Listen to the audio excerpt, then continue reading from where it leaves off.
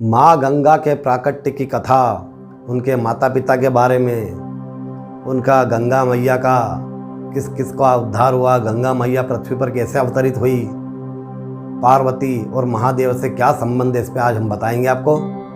वाल्मीकि रामायण में इसका उल्लेख मिलता है। वाल्मीकि रामायण के अनुसार ऋषि विश्वामित्र द्वारा कही गई गंगा जी की जानकारी। ऋषि विश्वामित्र ने इस प्रकार कथा कही कि पर्वतराज हिमालय की पुत्री अत्यंत रूपवती, लावण्यमयी एवं सर्वगुण संपन्न दो कन्याएं थी। सुमेरु पर्वत की पुत्री मेना इस कन्याओं की माता थी। हिमालय की बड़ी पुत्री का नाम गंगा और छोटी का नाम उमा था। गंगा अत्यंत प्रभावशाली और असाधारण देवी गुणों से संपन्न थी। असाधारण, वह किसी के बंधन को स्वीकार नहीं करके मनमाने मार्गों का अनुसरण करती थी। उसकी इस असाधारण प्रतिभा से प्रभावित होकर के देवता लोग विश्व के कल्याण की दृष्टि से उसे हिमालय से मांग करके ले गए। पर्वतराज की दूसरी कन्या उमा बड़ी तपस्विनी थी। उसने कठोर तप एवं असाधारण तपस्या करके महादेव जी को वर के रूप में प्राप्त किया। महादेव जी को प्राप्त करने तपस्या करके महादेव जी को वर के रूप में प्राप्त किया। विश्वामित्र के कहने पर राम ने कहा, गुरुदेव, जब गंगा इस लोक को छोड़ करके देवता लोग सुरलोक को ले गए, वे पृथ्वी पर कैसे अवतरित हुई, इस पर भी आप बताएं। और गंगा का नाम त्रिपथगा क्यों कहते हैं, त्रिपथगा नाम, इस पर ऋषि विश्वामित्र ने बताया। महादेव जी का विवाह तो उमा के साथ हो गया, किंतु 100 वर्ष तक उनके किसी संतान की उत्पत्ति नहीं हुई। इस बार महादेव जी के मन में संतान उत्पत्ति करने का विचार आया। उन्होंने इस विचार को सूचना के द्वारा ब्रह्मा जी और सभी देवी देवताओं को बताया।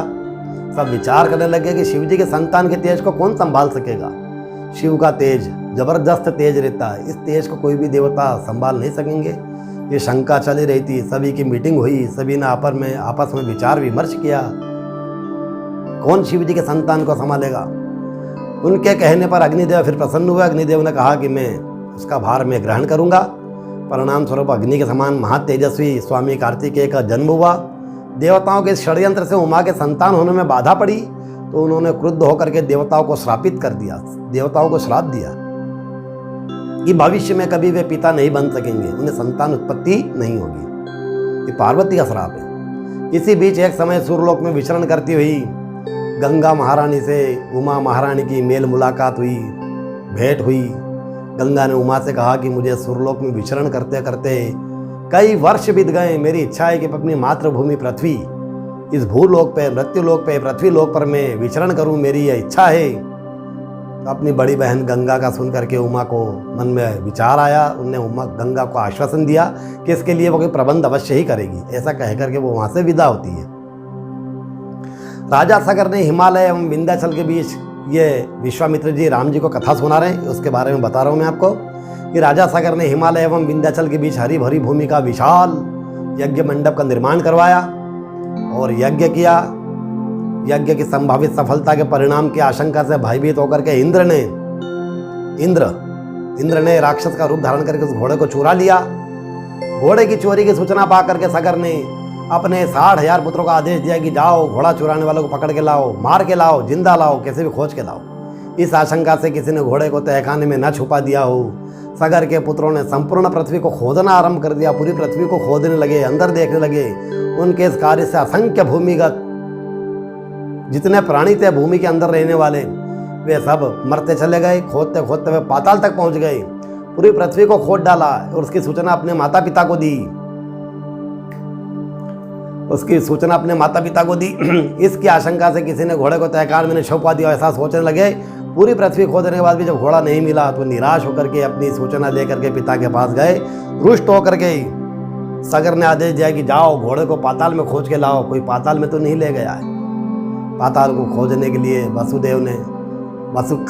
वसुदेव कपिल के आश्रम में पहुंचे। उन्होंने देखा कपिल देव आंखें बंद किए बैठे हैं। उन्हीं के पास यज्ञ का घोड़ा बंधा हुआ है। उन्होंने कपिल मुनि को घोड़े का चोर समझकर उनके लिए अनेक दुर्वचन कहे और उनको मारने के लिए दौड़े। सागर के इन कुकृत्य से कपिल मुनि की समाधि भंग हो गई। उन्होंने क्रुद्ध होकर के सागर के सभी पुत्रों को भस्म कर दिया। अपनी दिव्य तेज अग्नि के द्वारा जला दिया उनको। जब महाराज सागर को बहुत दिनों तक अपने पुत्रों की सूचना नहीं मिली, तो तेजस्वी पुत्र पुत्र के जो पोत्र थे, वो अंशुमान जी को अपने पुत्रों और घोड़ों का पता लगाने के लिए आदेश दिया। वीर अंशुमान शस्त्रास्त्रों से सुसज्जित होकर के गए, मार्ग से पाताल की ओर बढ़ने लगे। जो भी रास्ते में मिलता उनको नमन करते, उनका आशीर्वाद लेते। धार्मिक प्रवृत्ति के थे, जो भी मिलता उसके विषय के बारे में पूछते जाते।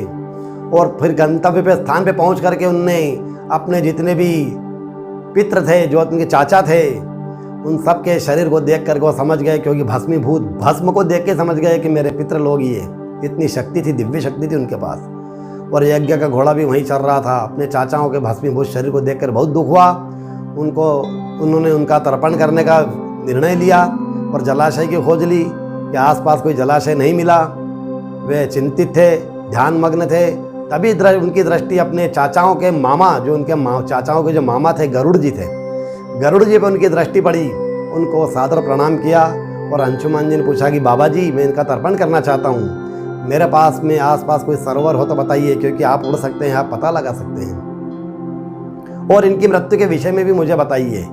तब गरुड़ जी ने बताया कि किस प्रकार से उनके चाचाओं ने कपिल मुनि के साथ उद्दंड व्यवहार किया, जिसके कारण कपिल मुनि क्रोधित हो गए।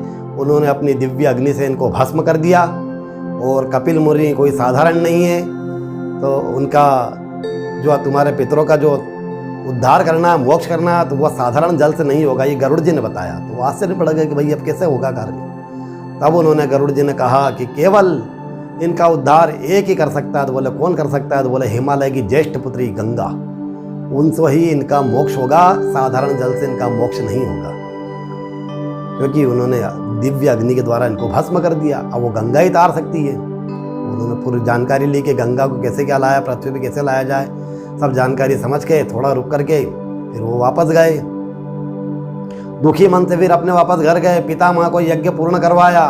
गरुड़ जी की आज्ञा के अनुसार अंशुमान जी वापस अयोध्या पहुंच गए और पितामह को सारा वृतांत सुनाया। महाराज सागर ने दुखी मन से यज्ञ पूरा किया। पुत्र को उद्धार के लिए गंगा को पृथ्वी पर लाना चाहते थे, पर उनको कोई युक्ति सूझ नहीं रही थी। महाराज सागर के देहांत के पश्चात अंशुमान जी बड़े न्यायप्रियता के साथ शासन करने लगे। अंशुमान जी के परम प्रतापी पुत्र दिलीप हुए। दिलीप के वयस्क हो जाने पर अंशुमान जी दिलीप को राज्य का भार सौंप करके हिमालय की कंदराओं में जाकर के गंगा को प्रसन्न करने के लिए तपस्या करने लगे, किंतु उन्हें सफलता प्राप्त नहीं और उनका भी देहोत्सर्ग हो गया। अब गंगा को पृथ्वी पर लाने के लिए तपस्या कौन करे? तो भगीरथ जी बड़े हुए तो उन्हें राज्य का भार सौंप करके दिलीप को भी गंगा को पृथ्वी पर लाने के लिए तपस्या करने चले गए। उन्हें मनवांछित फल नहीं मिला। भगीरथ बड़े प्रजावत्सल नरेश थे, किंतु उनकी कोई संतान नहीं हुई। इस पर वे अपने राज्य के भार मंत्री को सौंप करके गंगा के पृथ्वी पर अवतरण के लिए वे भी चले गए और जा करके उन्होंने गंगा का आह्वान किया, तपस्या की, ब्रह्मा जी से वरदान मांगा। ब्रह्मा जी प्रसन्न हुए। उन्होंने उनको वरदान दिया कि जाओ, गंगा जी आ तो जाएगी, लेकिन गंगा जी का पृथ्वी पर आना और पृथ्वी पर उस गंगा का भार सहन करना, लड़ता उसके अंदर पूरी भरी हुई है और वो किसी के वश में नहीं रहती है, वो अपनी मन से चलने वाली होती है। तो ब्रह्मा जी ने उनको पूरा वरदान दिया कि जाइए आप भगवान महादेव को प्रसन्न करें, तो हो सकता है महादेव इसका कुछ रास्ता सुझाएं। तब फिर वे भगीरथ ने साहस नहीं छोड़ा और 1 वर्ष तक अपने पैर के अंगूठे पे खड़े होकर के महादेव की तपस्या की। महादेव जी प्रसन्न हुए। उन्होंने किसी भी वस्तु का भक्षण नहीं किया, केवल वायु का पान किया, तो महादेव जी जल्दी प्रसन्न हो गई और मनोकामना पूर्ण का आदेश दिया। और मनोकामना के लिए उन्होंने कहा कि मैं तुम्हारे लिए गंगा को अपने मस्तक पे धारण करूंगा। भगवान महादेव की साली है। भगवान महादेव, उनकी छोटी बहन जो भगवान महादेव की पत्नी धर्मपत्नी पार्वती और उनकी बड़ी बहन गंगा, महादेव जी से शादी का रिश्ता है। उन्होंने सूचना दी कि मैं गंगा जी को अपनी जटाओं में रख लूँगा। सूचना पा करके गंगा जी को सूर्यलोक का परित्याग करने का आदेश हुआ। अब वो सूर्यलोक से कहीं जाना नहीं चाहती थी, इसलिए वे विचार करने लगे कि अपने प्रचंड वेग से शिव जी को भी बहा करके मैं पाताल में ले जाऊंगी। यह गंगा का विचार था। गंगा ने प्रचंड रूप धारण किया कि महादेव को भी मैं पाताल तक ले ही जाऊंगी, क्योंकि पृथ्वी पे मेरे को रहना नहीं है। पृथ्वी पे उस वक्त पार्वती से विनय उन्होंने किया।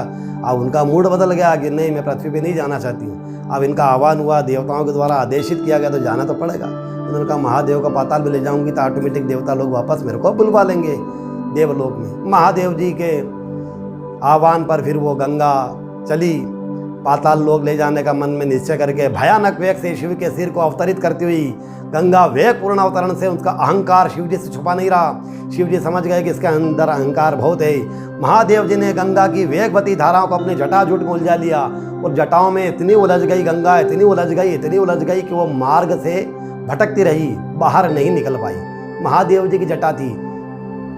अब भगवान महादेव जटाजूट होकर के उसको गंगा को अपने सिर की जटाओं में बांध लिया।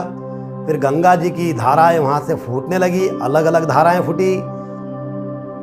अलग अलग धाराओं के महादेव जी से बाहर निकलने के बाद गंगा जी शिव जी की जटाओं से विलीन होते देख करके शंकर जी की तपस्या होगी। भागीरथ की तपस्या से प्रसन्न होकर के महादेव जी ने गंगा जी को पृथ्वी पर छोड़ा तो अलग अलग धाराएं निकली। 3 धाराएं राधिनी, पावनी और नलिनी पूर्व की ओर प्रवाहित हुई। सुचक्षु, सीता और सिंधु नाम की 3 धाराएं पश्चिम की ओर बही और 7वीं धारा महाराज भगीरथ के पीछे पीछे चलना शुरू हो गई, पृथ्वी पर चलने लगी। ये 7वीं धारा थी।